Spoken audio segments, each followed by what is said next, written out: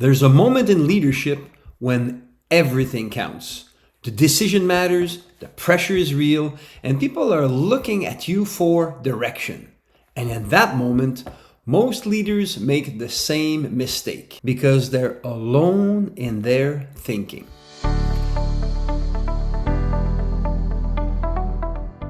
Hello there and welcome back. I was speaking with a CEO recently before a major decision. High stakes, multiple variables, a lot on the line. You know the scenario.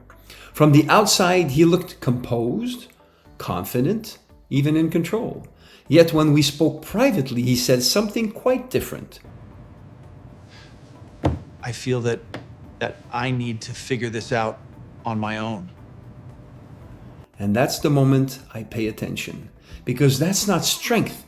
That's the beginning of the mistake. Here's what thoughtful leaders eventually discover, as will you.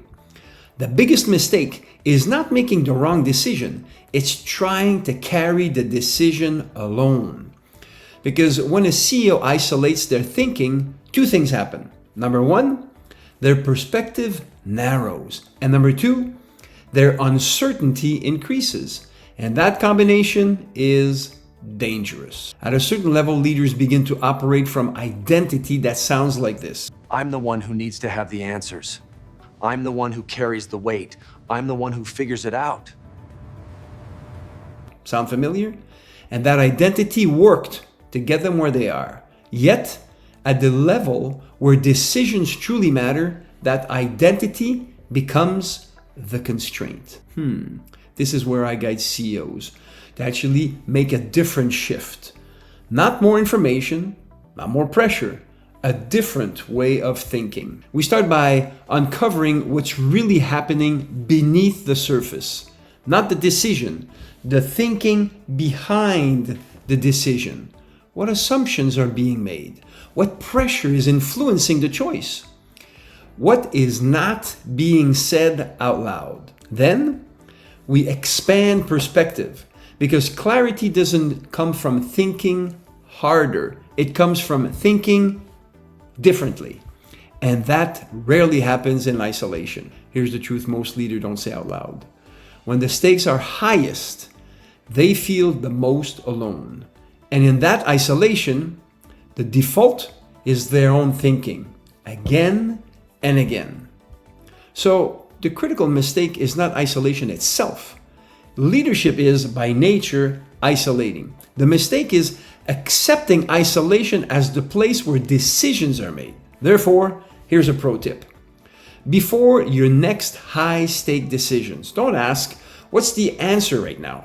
Ask, who do I need to become in this moment to see this clearly?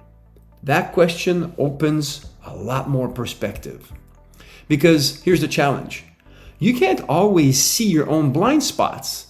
You can't always hear what you're not saying. And you can't always challenge your own assumptions from inside your own thinking. That's why the highest performing CEOs don't just think harder. They think with perspective. In order to help with this, here's your integration assignment for the week. Think about a decision you're currently carrying. Now ask yourself, am I trying to solve this or am I trying to carry it? There's a difference, and that difference changes everything. You see, great leadership is not about having all the answers. It's about creating the clarity required to move forward. And clarity rarely happens in isolation. That's why great CEOs come to me to sharpen their thinking in private so they can execute with precision in public. I promise progress. If this resonates with you, you know where to find me. Make it a great day.